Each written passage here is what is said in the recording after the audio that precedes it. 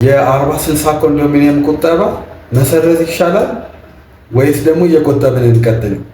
ይሄ የአንዳንዶቻችሁ ጥያቄ ነው። ለመመለስ ያህል ረጅም ዓመት ጠብቃችኋል በትዕግስት።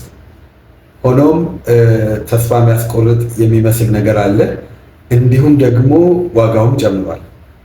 ሆኖም ግን በቅርብ ጊዜ መንግስት ከፒፒፒ በሚል ስኪም ፐብሊክ ፕራይቬት ፓርትነርሺፕ ማለት ነው፣ በዚህ ስኪም ቤቶችን በብዛት የመገንባት ፕሮግራም አለ።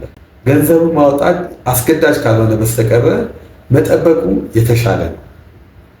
በሌላ በኩል ከአዲስ አበባ መስተዳደር እና ከቤቶች ልማት የሚወጡ አዳዲስ መረጃዎችን መከታተል፣ አፕዴትድ መሆን ጠቃሚ ነው። አዳዲስ መረጃዎች እንደደረሰን እንድናሳውቃችሁ ቻነላችንን ፎሎ፣ ላይክ፣ ሼር ማድረጋችሁን አትርሱ።